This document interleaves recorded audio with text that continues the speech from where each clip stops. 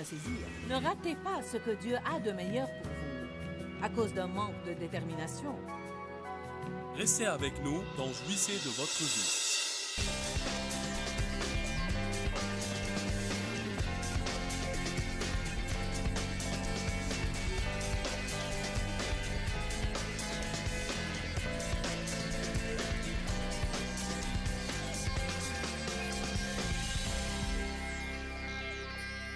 Pendant le temps qui me reste ce matin, je vais vous parler de « Est-ce que vous servez le Dieu de la Bible ou le Dieu de vos sentiments ?» Le Dieu de nos sentiments a un D minuscule, ce qui signifie qu'il n'est pas un vrai Dieu du tout. Mais souvent, nous faisons de nos sentiments un Dieu en nous inclinant devant eux. Nous adorons celui devant qui nous nous inclinons. Bonjour. Beaucoup de gens vénèrent leurs sentiments parce qu'ils ne s'occupent que d'eux. Romains 8:8, ouvrez vos Bibles.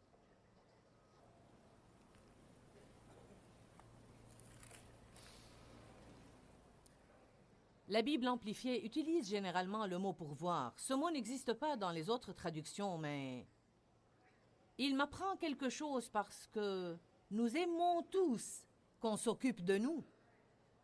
Nous aimons avoir quelqu'un qui s'occupe de nous. Combien de vous aimeraient avoir une bonne ou une assistante personnelle, privée, qui répond à vos moindres besoins? Ouh, alléluia! Combien de vous aiment s'asseoir dans un agréable restaurant où vous dites « Je veux un café, je veux de l'eau, apportez-moi un citron. Je veux de la moutarde, je veux du ketchup.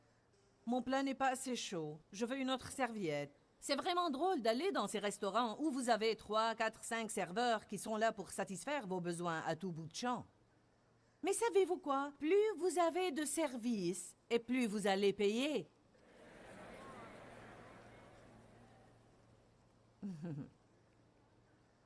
Il vous coûterait moins d'avoir quelqu'un venir nettoyer votre maison une fois par semaine que d'avoir une assistante à plein temps qui vous suit partout et satisfait vos moindres caprices. Alors nous devons comprendre que si nous servons la chair, nous allons recevoir la facture. Le service est drôle, mais le jour de paye va venir. Romains 8:8. Or, ceux qui vivent selon la chair, qui en servent les appétits et les impulsions, nous avons déjà enseigné sur les dangers des impulsions. Servir les appétits et les impulsions de la nature charnelle ne saurait satisfaire ou plaire à Dieu ou lui être acceptable. Cela ne signifie pas que Dieu ne vous aime pas. Cela signifie en fait que Dieu est mécontent de votre comportement. Il est mécontent car lorsque nous nous comportons de cette façon, nous gâchons notre témoignage et il ne peut pas se servir de nous pour amener les autres au royaume. Cela signifie aussi que Dieu a un bon plan pour notre vie. Il a envoyé Jésus pour mourir pour nous, pour que ce plan devienne notre héritage sûr. Et si nous ne devenons pas des personnes adultes, nous n'aurons jamais tout ce que Dieu est mort pour nous donner. Il se peut qu'il y ait des personnes charnelles qui vont au ciel, mais elles ne vont pas jouir du voyage. J'aime ce que l'apôtre Paul a dit. « Je suis déterminé à saisir cette chose pour laquelle Jésus-Christ est mort pour me saisir. » Je vais le répéter. Paul a dit « Je suis déterminé. » Nous devons tous être déterminés. La détermination dépasse de loin les sentiments. La détermination fait le bien si elle en a envie ou non. Je suis déterminé à saisir cette chose pour laquelle Jésus-Christ est mort pour me saisir. Ne ratez pas ce que Dieu a de meilleur pour vous à cause d'un manque de détermination. Nous avons fait le mal pour longtemps pour aboutir à notre pagaille et nous devons faire le bien pour longtemps pour en sortir. Ce n'est pas bien de passer toute une vie à prendre des décisions stupides et ensuite se fâcher de Dieu et vouloir jeter l'éponge si tout ne s'arrange pas dans les 30 jours qui suivent notre régénération. Bonjour. Du temps. De la patience. Nous héritons les promesses de Dieu non seulement par la foi, mais par la foi et la patience. La patience n'est pas uniquement l'attente, c'est apprendre à bien agir tout en attendant. Parlons aujourd'hui de quelques domaines où nos sentiments semblent nous gouverner. Combien d'entre vous éprouvent un sentiment de culpabilité et de condamnation? D'accord. C'est probablement 80% des mains, et les autres 20% sont probablement trop fatigués pour lever les leurs. Je suis sûre qu'il y a des gens ici qui ont une révélation sûre qu'il n'y a aucune condamnation pour ceux qui sont en Jésus, et donc vous ne l'acceptez pas. Mais ce n'est probablement qu'une poignée d'entre vous, car partout où je vais, je demande combien de personnes souffrent de la culpabilité et la condamnation. Et c'est toujours un énorme pourcentage de gens. Beaucoup de gens souffrent de culpabilité et de condamnation. Et la Bible dit clairement, écoutez-moi, que Jésus a pris sur lui non seulement notre iniquité, mais aussi la culpabilité. Eh bien, écoutez, soit qu'il l'ait, soit que vous l'ayez. Je vais élaborer un petit peu ce matin, car le sujet est important. Allez à 1 Jean 1,9. Est-ce que vous allez croire vos sentiments ou la Bible? Eh bien, je me sens coupable. Ça n'a aucune importance. Arrêtez de dire ce que vous sentez et dites ce que la Bible dit. Je me sens coupable, j'ai si mauvaise conscience, je suis tout patraque. Je ne veux pas savoir comment vous vous sentez, mais ce que la parole dit. Dieu ne veut pas savoir comment vous vous sentez, il veut savoir ce que la parole dit. Je ne veux pas dire que Dieu ne s'intéresse pas à vos sentiments. Je ne veux pas le dire comme si Dieu avait un cœur dur. Mais je dis simplement que pour que Dieu nous aide, nous devons être d'accord avec lui et en désaccord avec l'ennemi qui se sert de nos sentiments pour nous duper.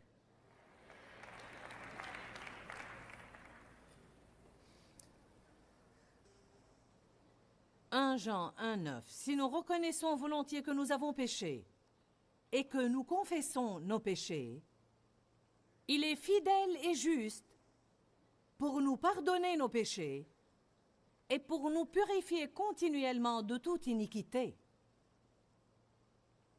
Donc, qu'est-ce que je vais comprendre de ça? Vous dites, je me sens coupable. À propos de quoi? J'ai fait ça et ça de mauvais. L'as-tu confessé à Dieu? Oui. As-tu demandé à Dieu de te pardonner? Oui. Es-tu repentant? As-tu un esprit qui ne veut pas le répéter de nouveau? Oui. Mais je sens. Dieu n'est point un homme pour mentir. Quand il dit que si je confesse et me repens, je suis pardonné, alors je suis pardonné. Et s'il dit que je suis pardonné, je vais dire que je suis pardonné.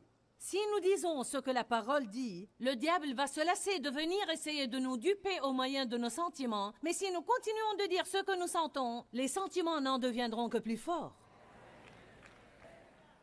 Donc, lorsque je me sens coupable, même si je me suis repenti et que j'ai prié et demandé à Dieu de me pardonner, si je fais les 100 pas en me sentant patraque, coupable et condamné, et incapable de faire le bien, ce que je dois faire, c'est parler à haute voix au diable et vous aussi. Je dois ouvrir ma bouche et parler à haute voix dans ma maison, et je dois dire, écoute diable, je te réprime, je suis pardonné. D'après ce que dit 1 Jean chapitre 1 verset 9, je suis pardonné. Dieu est fidèle, il n'est point un homme pour mentir, et peu m'importe combien va durer ce sentiment. Je sais que tu essayes de me duper au moyen de mes sentiments, et je ne crois pas mes sentiments, je crois la parole.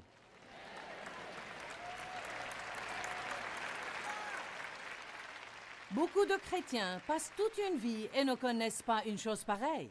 Je suis allée à l'église littéralement pour des années et je n'ai jamais appris une chose pareille. Nous devons dire ce que Dieu dit. La Bible dit que nous pouvons appeler les choses qui ne sont point comme si elles étaient. Tout ce que la parole dit, je peux le dire. Tout ce que la parole dit, vous pouvez le dire. Vous ne pouvez pas commander. Ce n'est pas déclarer et recevez où vous exigez absolument tout ce que vous voulez.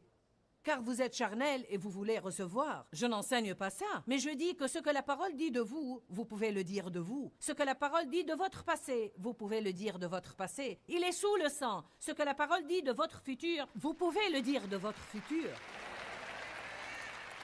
Si vous ne dites pas ce que la parole dit, vous n'allez jamais avoir tout ce que Dieu veut bien vous donner. 1 Jean 2, 1.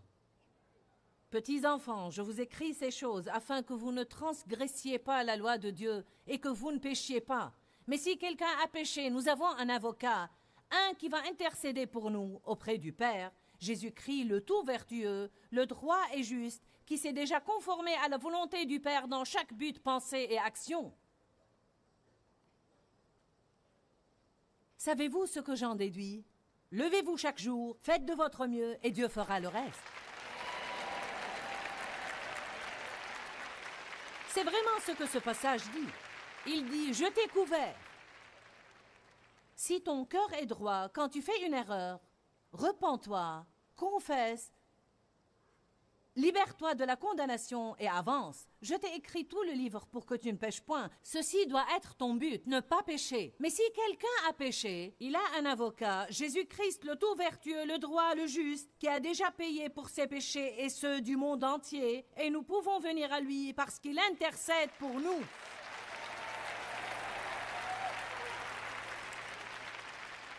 Allez maintenant à Hébreux 10, car c'est un passage merveilleux.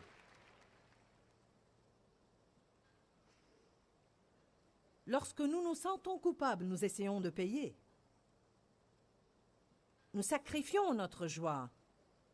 Nous sacrifions notre paix. Nous sacrifions notre droit acheté par le sang de nous sentir justes dans la présence de Dieu. Si une chose a été déjà payée, nous ne devons pas la payer de nouveau. Quand quelqu'un m'offre un cadeau, je ne reviens pas au centre commercial pour essayer de le payer. J'étais dans un restaurant hier et une dame m'a vu là-bas et m'a acheté un cadeau. C'était gentil à elle de penser à moi et elle me l'a donné. Lorsqu'elle est partie, je n'ai pas regardé le reçu pour voir d'où elle l'a acheté et retourné au magasin et le payer de nouveau. Allez maintenant. Nous faisons ça quand nous essayons de payer pour nos péchés. Nous ne pouvons pas payer. Rien de ce que nous avons n'est une offrande qui est acceptée par Dieu. Le comprenez-vous? Sous l'Ancien Testament, que nous allons examiner à travers Hébreux 10, 11 pour commencer, nous voyons que la même offrande devait être présentée encore et encore et encore et encore. En outre, tout sacrificateur humain se tient debout chaque jour, à l'autel de son service, officiant et offrant les mêmes sacrifices encore et encore. Dites tous encore et encore. Dites-le de nouveau. Encore une fois. Êtes-vous fatigué de faire la même chose stupide encore et encore et encore et encore et encore? Êtes-vous fatigué de faire une erreur, vous repentir, vous sentir coupable pour 3 jours, finalement vous vous sentez en bon état, vous faites une autre erreur, vous vous repentez, vous avez mauvaise conscience pour 3 jours, vous vous en sortez finalement, vous faites une autre erreur, vous vous repentez, vous avez mauvaise conscience pour 2 jours? C'est l'Ancien Testament. Ce n'est pas le Nouveau Testament. Dans l'Ancien Testament, leurs péchés étaient couverts et non effacés. Alors ils ne pouvaient jamais se débarrasser du sentiment de culpabilité. Seul le sang de Jésus peut purifier la conscience de chaque croyant. Je vous encourage par la foi à appliquer le sang de Jésus sur votre conscience. Je le fais dans la prière. J'applique le sang de Jésus sur ma conscience, car seul le sang de Jésus peut purifier ma conscience. Amen. Je ne parle pas ici de mener une vie nonchalante, dissolue et insouciante, et de penser que vous faites une promenade libre. Je m'adresse aux personnes qui essayent de faire de leur mieux. Je m'adresse aux personnes qui aiment Dieu, aux personnes qui sont des personnes selon son cœur, qui se lèvent chaque matin et veulent faire le bien, mais vous êtes des êtres humains et vous faites des erreurs. Ne vous sentez pas condamné. En outre, tout sacrificateur humain se tient debout chaque jour à l'autel de son service, officiant et offrant les mêmes sacrifices encore et encore. Y aurait-il une fin à ça un jour? Jamais sous ce système-là. Qui ne peuvent jamais ôter les péchés, qui nous enveloppent de tous côtés et les supprimer. Tandis que lui, Jésus, après avoir offert un seul sacrifice pour nos péchés, qui va servir pour toujours, s'est assis à la droite de Dieu. Lorsque vous vous asseyez, cela équivaut à dire que vous entrez dans le repos J'ai fini le travail, je me repose. Après que Jésus ait payé pour nos péchés, après avoir été en enfer et enlevé les clés de l'enfer à Satan, après être remonté au ciel, la Bible dit qu'il s'est assis à la droite de Dieu, attendant désormais que ses derniers ennemis soient placés comme un escabeau sous ses pieds. Et Éphésiens dit que nous sommes assis dans les lieux célestes en Jésus-Christ. Il s'est assis, nous demeurons en lui, alors nous sommes assis. Pas debout pour courir et essayer de nous occuper de nos problèmes tout le temps. Nous disons, je suis assis dans les lieux célestes en Jésus et j'attends, Dieu, que tu places mes ennemis comme un escabeau sous mes pieds.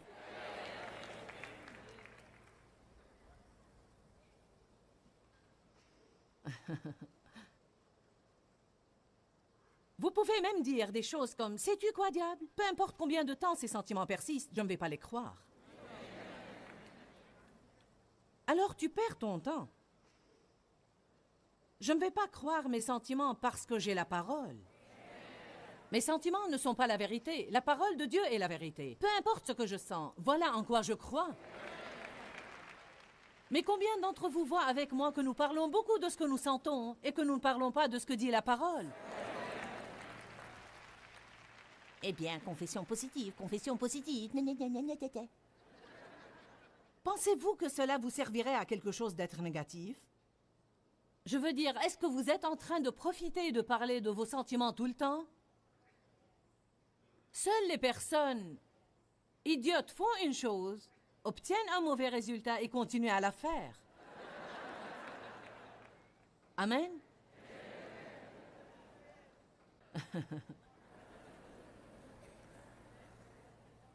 Verset 14. Non, verset 13. Attendant désormais que ses ennemis soient devenus son marchepied, par une seule offrande. Comprenez ça. Il a pour toujours complètement purifié et amené à la perfection ceux qui sont sanctifiés et rendus saints. Pour toujours, complètement, pour toujours, complètement. Un seul et unique sacrifice qui restera effectif pour toujours. Pas besoin de l'offrir encore et encore. Alors, chaque fois que je fais une erreur, je reviens à ce même sacrifice qui restera effectif pour toujours. C'est la bonne nouvelle de la Bible.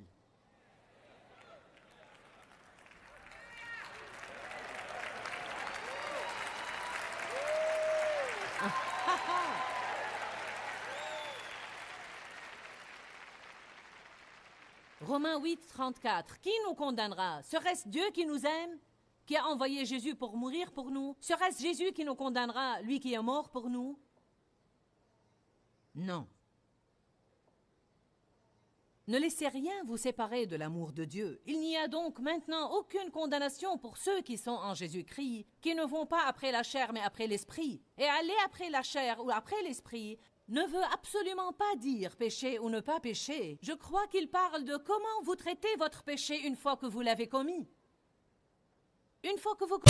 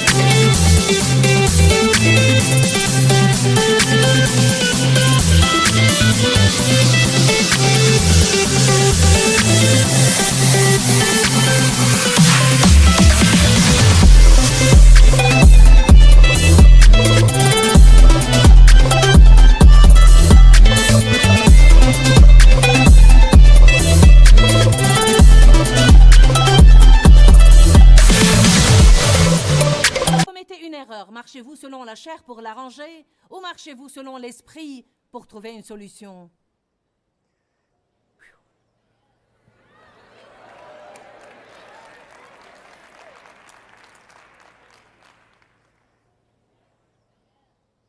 On ouvre la porte pour Satan à travers l'incroyance ou à travers une foi erronée.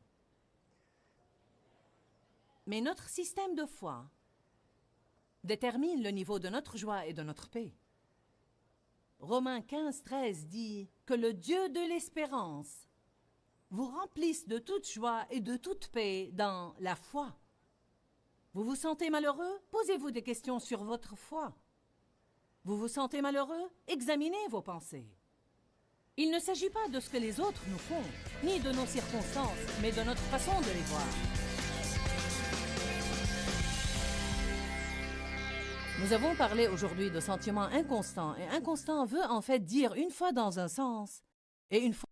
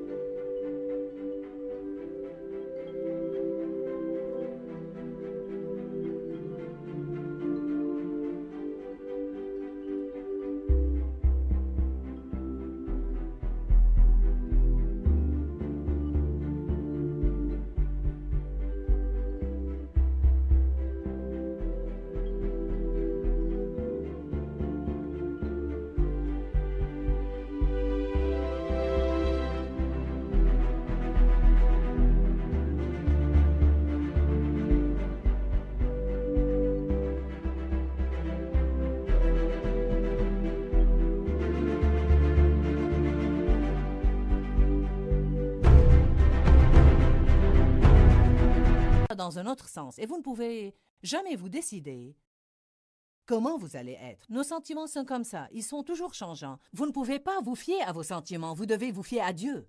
Ne vous fiez pas à vos sentiments, fiez-vous à la parole de Dieu. Ne servez pas vos sentiments, vous devez servir Dieu. Vous savez, quels que soient vos sentiments, nous ne pouvons pas compter sur ces sentiments, nous devons compter sur la parole de Dieu et nous y conformer. Je pense que beaucoup de gens ont des problèmes avec leurs émotions. Ils sont émotionnellement blessés, ils sont émotionnellement perdus. Quelqu'un les a blessés, ils suivent leurs sentiments. C'est pourquoi nous enseignons sur ce sujet et nous émettons cette série de programmes sur les émotions, car je crois que c'est vraiment une importante partie de notre vie. Avoir des problèmes émotionnels nous gâche vraiment la vie et nous avons besoin de guérir sur ce plan. Je vous dis tout le temps, Jésus peut vous guérir quelles que soient vos blessures. Non seulement il s'intéresse à votre esprit, mais il veut vous voir intact sur tous les plans. Nous voulons que les gens se portent bien physiquement, émotionnellement, mentalement, spirituellement, financièrement et socialement. Jésus peut vous guérir là où vous souffrez. Alors restez dans la parole, car il y a la vie dans la parole. Que Dieu vous bénisse. Pourquoi, Seigneur, pourquoi? Dans ce livret, Joyce Meyer nous enseigne à travers la parole comment être délivré de la confusion. Pour obtenir ce livret gratuitement, écrivez-nous à Joyce Meyer, boîte postale 40095-6300, Larnaca, Chypre. Ou bien visitez notre site web www.joycemeyer.org/fr.